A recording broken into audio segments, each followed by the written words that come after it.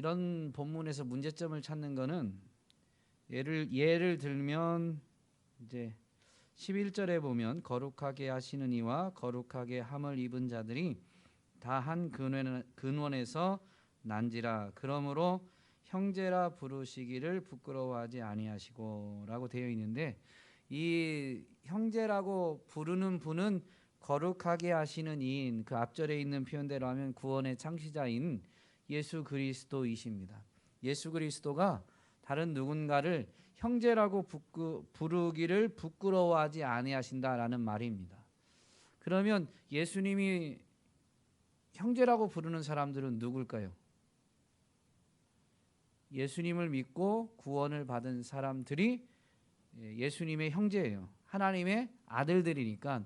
예수님은 하나님의 독생자 맏아들인데 이제 그 그리스도 안에 있음으로 인해서 아들된 신분을 오늘 오전에도 잠깐 언급만 했는데, 하나님의 아들로 예수님이 오셨기 때문에 그분을 믿음으로 인해서, 이 믿음의 신비는 그분과 연합인데, 예수 그리스도와 연합함으로 인해서 예수님의 그 신분을 우리가 그대로 이렇게 부여받게 되는 것이죠. 그래서 우리가 아들이 되는 겁니다. 우리가 아들이 완전히 된 게 아니라 예수 그리스도를 통해서 아들이 되는 거예요. 그러므로 예수님을 믿고 구원받은 자들을 이제 굳이 가족이라는 이 뭐라고 해야 될까요? 그 개념 안에서 설명을 하자면 형제인 거예요. 사실 우리는 예수님의 형제다라고 주장할 수는 없지만 예수님이 우리를 형제로 이제 받아주시는 거죠. 그러면서 그 예수님이 우리를 형제라 부르시기를 부끄러워하지 아니하신다. 그러면 예수님이 우리를 형제라고 부르는 것을 예수님은 부끄러워하지 않으신다라는 이 표현을 굳이 이 뭐라고 해야 될까요? 저변에는 뭐가 있을까요? 우리는 예수님의 형제로 불려지기에 예수님의 형제다라고 말하기에 합당한 사람들이에요? 부끄러운 사람들이에요? 부끄러운 사람들이에요.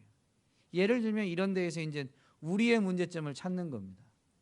그래서 묵상을 한다라고 하면 나는 예수님의 형제다라고 말하기가 부끄러운데, 오히려 예수님은 나를 예수님의 형제로 말하는 것을 부끄러워하지 않으신다라는 것입니다.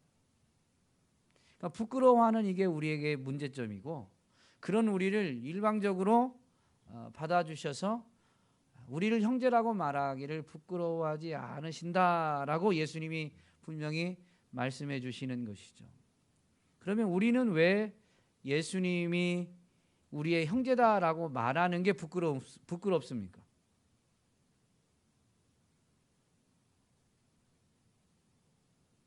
크게 얘기해 주셔도 돼요. 이거는 묵상이니까. 이제 이렇게 묵상을 하는 거예요. 이런 접근으로, 이런 방식으로 하면 이제 또 14절부터 이 예수님이 대제사장으로서 이루신 일이 이렇게 기록되어져 있는데, 그 부분도 마찬가지죠. 예수님이 이런 일을 행하셨는데 그런 것을 볼 때 우리에게 문제점이 뭐냐면 14절, 15절을 보면 우리는 혈과 육에 속한 자들입니다.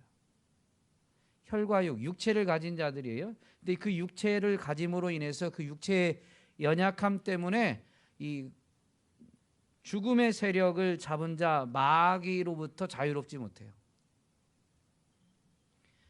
죽기를 무서워하면서 한평생 거기에 매여 종노릇하는 것이 우리입니다. 그게 우리의 문제점입니다. 근데 그런 우리를 예수님이 어떻게 행하신 거예요? 친히 우리와 같이 혈과 육을 입으셔서 당신이 친히 죽음을 겪으심으로 인해서 죽음의 세력을 잡은 자를 오히려 물리치시는 거예요. 어떻게 물리치세요?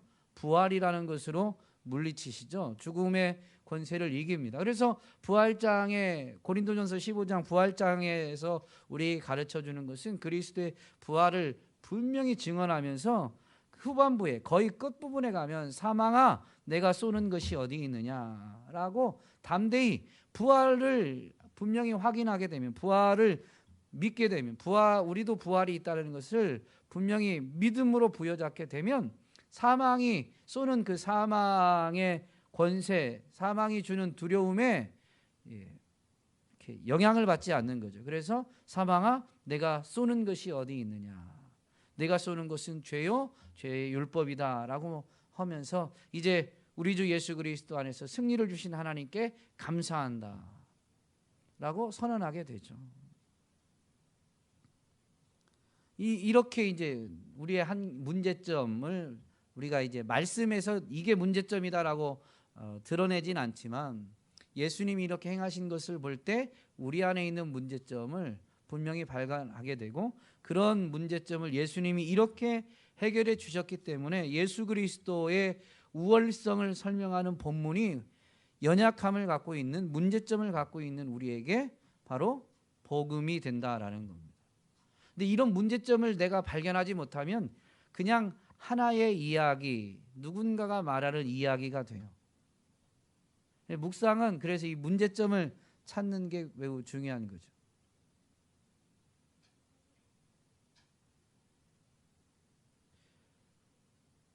왜 우리가 예수님의 형제라고 불려지는 데 있어서 부끄러워할까요?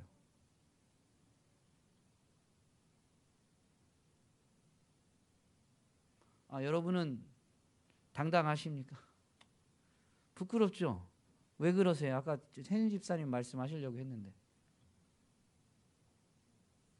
양심이 있어도 양심이 다 있죠. 양심 없는 사람이 없는데 뭐가 찔리시는 거예요? 뭐가? 이렇게 접근하는 거예요. 제가 이렇게 당혹스럽게 만들려고 하는 게 아니라 혼자 이제 묵상을 하시면 그러는 거예요. 양심 때문에 뭔가 찔림이 있는 거예요. 그러니까 떳떳하지가 못해요. 나는 예수님의 형제다라는 것을 내가 당당하게 주장할 수가 없어요. 찔림이 있으니까. 그럼 그 찔림이 뭐냐라고 이렇게 이제 차분차분 묵상을 하는 거죠. 그게 묵상입니다. 뭐가 찔릴까요? 여러분들도 한번 그럼 답변해 보시죠.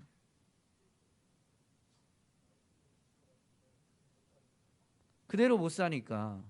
예, 이제 말씀에 비춰서 그대로 못 사는 거라고 답변하시는데 맞는 답변인데, 이것을 이제 조금 더 연관성을 가진 문장으로, 단어로 표현을 좀 바꾸면, 예수님의 형제라고 하는데 예수님처럼 못하니까. 예수님은 하나님의 아들이고 우리도 그래서 예수님을 믿고 하나님의 아들이 됐는데, 그래서 예수님의 형제거든요. 근데 이제 김종환 집사님 말씀해 주신 대로 하면 이런 설명을 좀 더 이렇게 자기가 생각하고 덧붙이면, 그래서 하나님 말씀대로 살지 못하는 것 때문에 부끄러운 거예요. 부끄러운.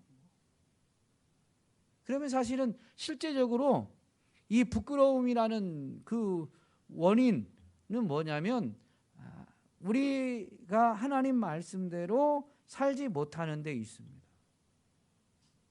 그러면 예수님은 왜 우리가 하나님 말씀대로 살지 못하는 것 때문에 우리는 부끄러워하고 있는데, 당당하지 못하고 부끄러워하고 있는데, 예수님은 왜 그런 우리를 오히려 형제라고 말하시는 것을, 우리를 형제로 부르시는 것을 부끄러워하지 않으실까요?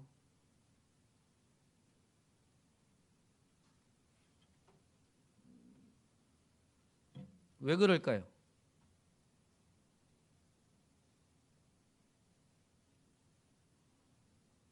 네? 사랑하시니까. 그러죠. 사랑하시니까. 그것도 맞는 말씀이세요.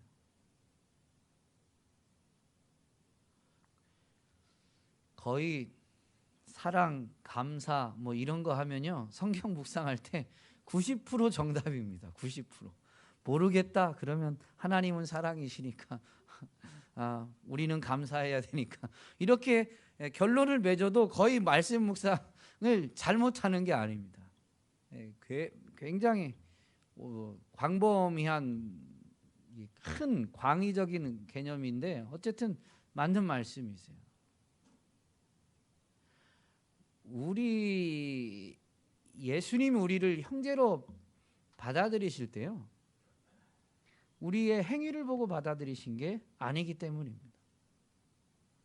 우리는 자꾸 우리의 행위가 예수님을 닮지 못하는, 하나님 말씀대로 행하지 못하는 게 거리낌인데, 예수님은 그걸로 보고 우리를 자기의 형제라고 말하지 않으세요. 그러면 우리가 예수님의 형제가 된, 즉 예수님이 우리를 형제로 인정해 주시는 건 뭐예요?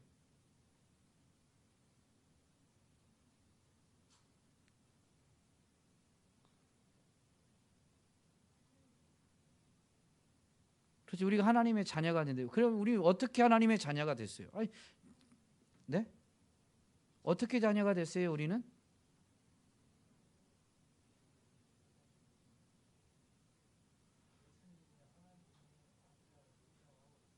인정함으로, 믿음으로예요. 별거 없어요. 우리 행동이 그렇게 돼서가 아니라요. 근데 그 인정하는 데 있어서 이제 조금 더 하면, 내가 이렇게 연약하다, 부족하다라는 것을 인식하고 그걸 인정하고, 그래서 나를 위해서 하나님이 예수님을 보내셔서 나의 연약함을 담당하게 해주셨다라는 것을 우리가 인정하는 거죠. 예수님이 하나님의 아들이시다라는 걸 인정한다라는 것은, 사실 예수님이 이 사람의 몸을 입고 이 땅에 오셔서 행하신 일을 인정하는 거예요. 그게 나를 위한 일이다라는 것을 인정하는 것이죠. 그래서 그것을 인정하게 되는 것은, 사실은 그러면 잘 생각해 보세요. 결국은 우리가 하나님의 아들로 인정되어지게 된 것은, 우리는 하나님의 아들이 되기에 합당하지 못하다라는 것을 인정하고, 하나님의 그 은혜의 수단, 하나님이 보내신 구원자 바로 예수님을 믿는 것밖에 없어요. 믿는 것. 그런데 사단은 자꾸 우리의 행위를 가지고 이 뭐라고 해야 될까요? 우리를 참소하는 거죠. 우리의 행위가 온전하지 못하니까, 우리의 행위가 예수님처럼 행하지 못하니까. 그런데 예수님은 오히려 반대로 말씀하시는 거예요. 그러니까 내가 너를 위해서 너의 연약함을 담당했지. 그래서 이걸 믿으면 너는 내 형제야 라고 말씀하시는 거예요. 이 말씀을 묵상할 때, 그래서 그게 부끄러움인데 오히려 그걸 부끄럽게 여기고, 그래서 주님의 그 은혜를 구하게 될 때, 주님은, 우리가 주님의 은혜를 구한다는 것 때문에 우리를 주님의 형제로 받아주시는 것을 부끄러워하지 않는다라는 것을 되새기게 되죠. 그러면 우리가 우리의 연약함, 우리의 허물을 인정하게 되는 것, 즉 그래서 돌이키고자 하는 이 회개하게 되는 것이, 처음에는 회개가 매우 어려운 일이었는데요, 이렇게 우리가 하나님의 아들로 예수님의 형제로 불려지게 되는 원리를, 이 말씀을 이렇게 좀 헤집어 보면서 묵상하게 되면 회개라는 게 즐거운 일이 됩니다.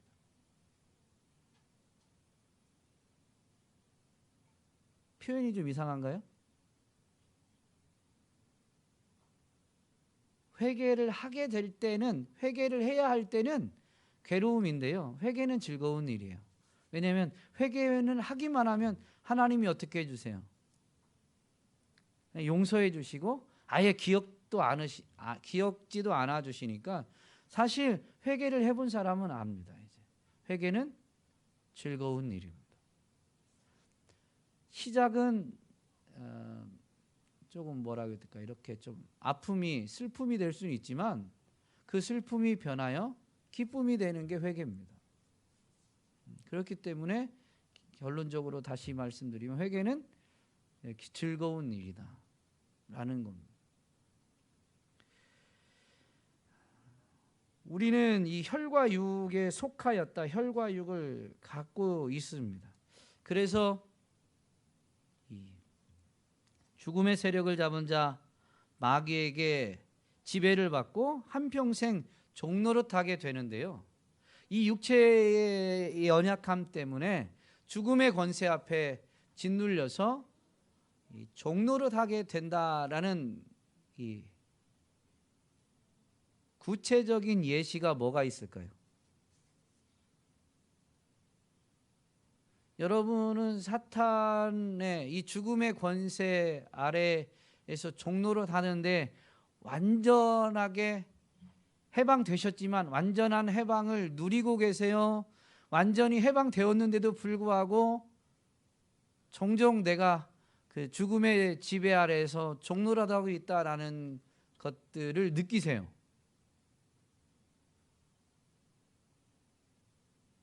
느끼신다고 끄떡한 분이 계세요? 그러면 그게 어떨 때 그걸 느끼세요? 구체적인 예. 근데 그게 지금 느끼신다고 하는 게 정답인 이유가 뭐냐면 여기서 뭐라고 말하냐면 혈과 육을 가지고 있어요. 그 혈과 육을 가지고 있기 때문에, 즉 이 육체를 가지고 있기 때문에 죽음의 권세 아래에서 지배를 받고 종처럼 종노릇하는 삶을 살게 된 거예요. 이 육체의 연약함 때문에. 우리가 구원을 받아서, 믿음으로 구원을 받아서 영적인 생명을 얻고 그 죄의 종, 죽음의 종에서 해방되어 자유를 얻긴 했지만 여전히 우리는 육체를 가지고 있고 이 땅에 남겨져 있어요. 그래서 사실 거기에서 해방은 되었음에도 불구하고 종종 여전히 종인 것처럼 느껴질 때가 있는 거예요. 이 육체를 아직 가지고 있기 때문에. 근데 그런 깨달음, 그런 이 깨달음이죠. 그것을 깨닫게 될 때 우리는 자꾸 부활의 때를 소망하게 되는 겁니다. 그 깨달음이 없으면 사실은 부활의 때를 소망하지 않아요. 그러니까 그 죽음의 지배 아래 있다라는 걸 지금도 느낀다라는 것이 정답이기도 하고 정답이어야만 합니다. 그걸 못 느낀다면 굳이 이 몸으로 사는 게 뭐라고 해야 될까요? 아까 회개가 즐거운 일이라고 했지만 그 시작점은 괴로움이나 슬픔이 될 수 있죠. 그게 없는 삶인 거거든요. 언제 내가 죽음의 권세에서 완전히 자유롭지 못하다라는 걸 깨닫게 되나요? 어떤 걸 어떻게 했을 때? 네? 죽음에 대한 두려움이 몰려왔을 때. 네. 네? 아, 죽음에 대한 어. 어.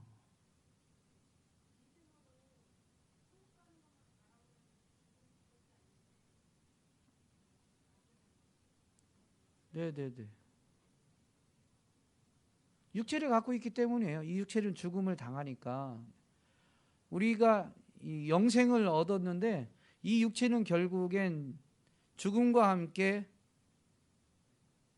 이 불태워질 거잖아요. 영원한 이 불에 들어가 버리는 거예요. 그 전에 죽으면 흙으로 가고. 근데 흙으로 간 우리의 육체가 마지막 때 하늘과 땅은 어떻게 돼요? 불살라지잖아요. 불살라져. 사실은 우리의 육체는 여전히 그 죽음에 대해서 자유롭지 못합니다. 그 육체를 갖고 있다라는 분명한 증거죠. 또 뭐가 있을까요?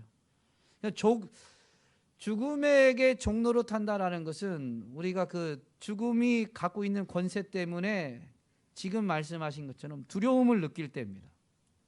구체적으로 죽음을 떠올렸을 때만 여러분 두려움이 있나요?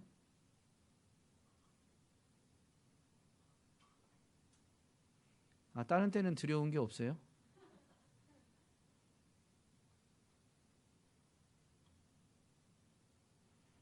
그러니까 이게 두려움 자체가 이 죽음의 권세로부터 오는 거예요.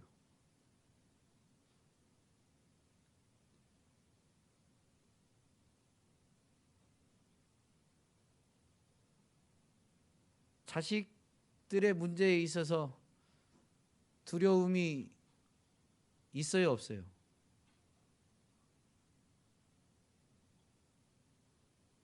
없어요? 아직 애들이 어려서 그러신 거예요. 희준이가 중학생쯤 되면 옛날 강충성 목사님이 했던 대로 할 수도 있어요. 그때는 그냥 농담이고요. 아니 다른 분들은 자녀들의 문제 때문에 두려움이 없어요?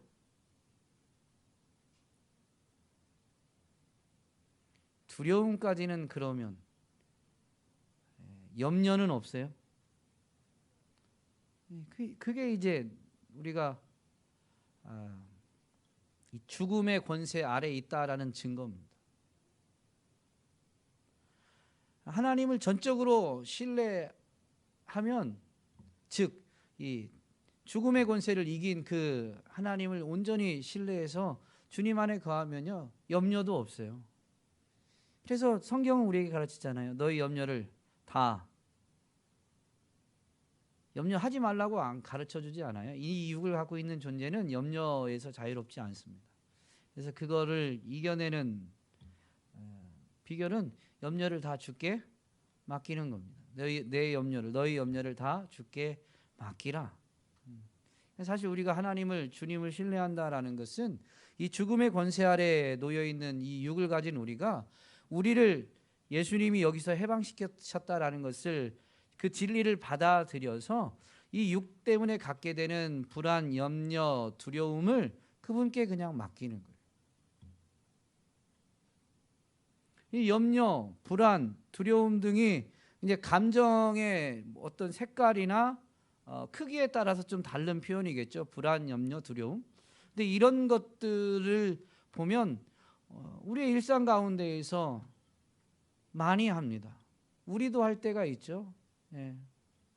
예수님이 우리 염려를 맡길 수 있는 방법으로 기도를 가르쳐 주셨는데, 기도에 대한 가르침을 줄 때 무엇을 먹을까?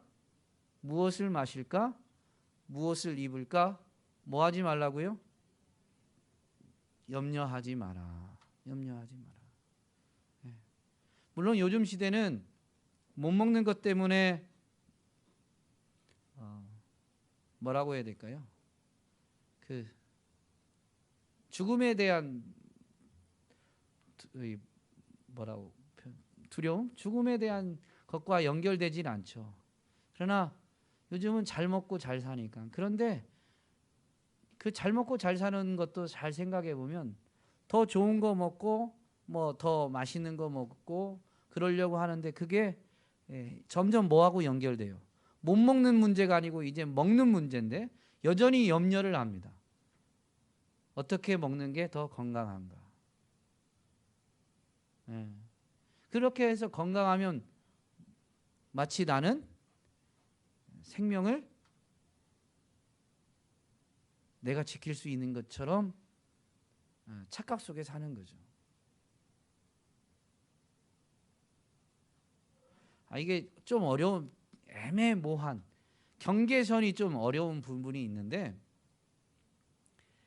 하나님 우리에게 주신 몸을 잘 관리해야 될 필요가 있고 거기엔 지혜가 필요한 건 하지만, 그것을 지나치게 내가 계산하고 따져서 얻는다라고까지 생각한다면 염려가 와요.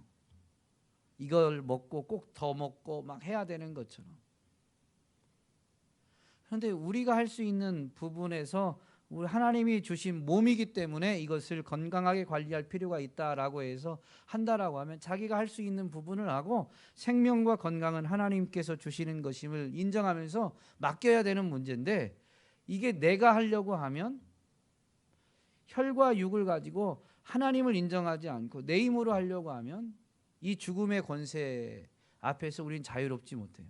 그래서 염려를 떠나지 못하게 됩니다. 예수님이 혈과 육을 입으신 이유는 구원의 창시자인 그분이 사람의 모양으로 나타나신 이유를 여기서 분명히 밝히시는데, 두 가지죠.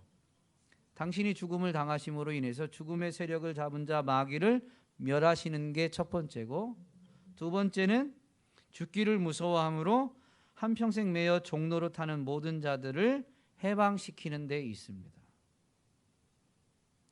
그러면 우리가 예수님을 정말로 믿는다라고 할 때 그 믿음은 이제 사도신경을 강해하면서 나오겠지만 예수님의 성육신 동정녀 마리아에게서 나셨다, 육체를 입으셨다라는 것을 우리가 분명히 믿는다고 하거든요. 그 예수님이 육체를 입으신 이유가 우리와 같이 되셔서 우리가 벗어나지 못하는 이 죽음의 권세를 예수님이 깨뜨리셔서 우리를 이제 해방시키기 위함임을 분명히 알아야 되는 것입니다. 그래서 이걸 믿게 되면, 이게 진정한 신앙 고백이 되면 어떻게 해야 될까요?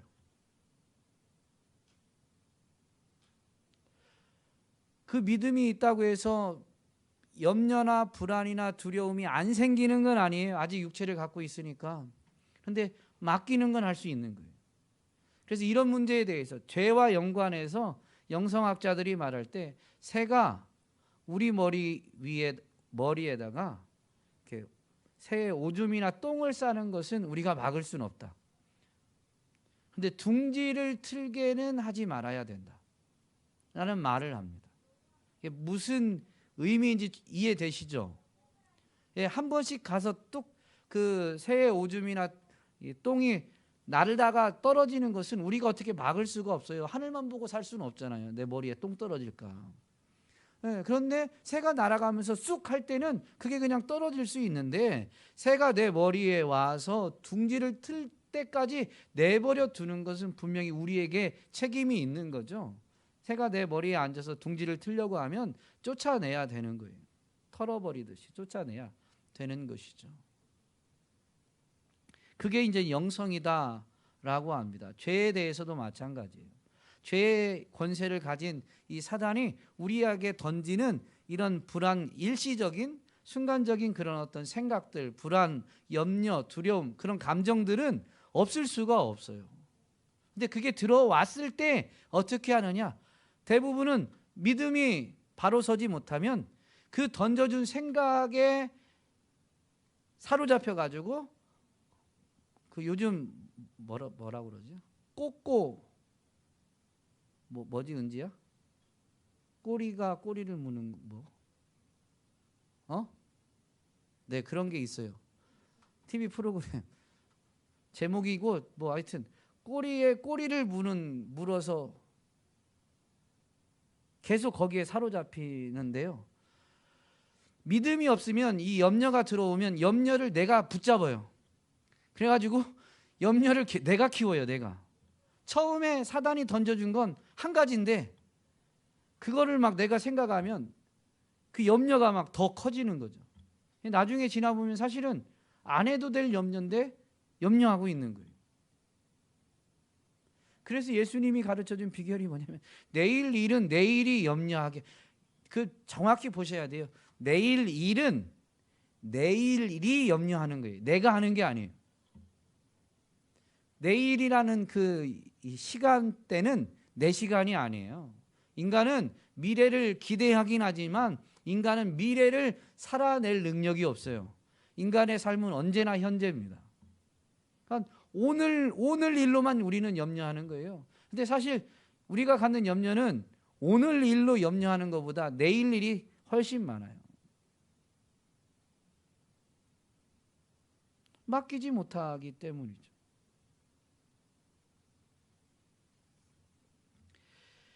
예수님이 혈과 육을 입으셔서 우리와 같이 되셨고 우리를 이 죄와 사망의 권세에서 해방시키셨을 뿐만 아니라 그 세력을 물리치셨어요. 그래서 육을 입은 우리를 그분은 능히 도우실 수 있는 분이시다라는 것을 이제 우리에게 가르쳐주고 있죠. 육을 입으셨을 때 우리가 당하는 시험을 그분이 다 겪으셨기 때문에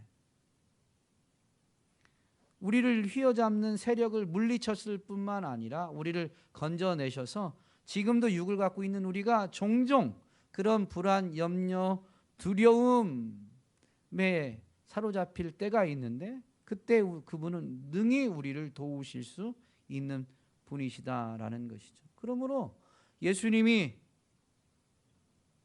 혈과 육을 입으셔서 이러한 일을 이루셨다라는 분명한 신앙이 있는 사람은 육체 때문에 겪게 되는 그 문제를 주님께 맡길 수가 있는 겁니다. 맡길 수가 있는 거예요. 주님도 다 아시니까. 그리고 주님은 이걸 승리하셨으니까. 그래서 우리는 주님으로 말미암아 그 승리를 우리도 누리게 되는 것이죠. 그것이 믿음의 삶입니다. 오늘 저와 여러분이 분명히 혈과 육을 입은 연약한 존재, 그래서 사실은 예수님의 형제라고 일컬어지기에는 부끄러운 존재이지만 그런 연약함을 우리보다 더 잘 아시는 하나님이 친히 혈과 육을 입으셔서 우리 가운데 오셨고 그런 우리의 연약함을 대신 담당하시면서 우리를 억눌렀던 이 사망의 권세를 가진 마귀를 멸하시고 우리의 연약함을 담당해 내셨습니다.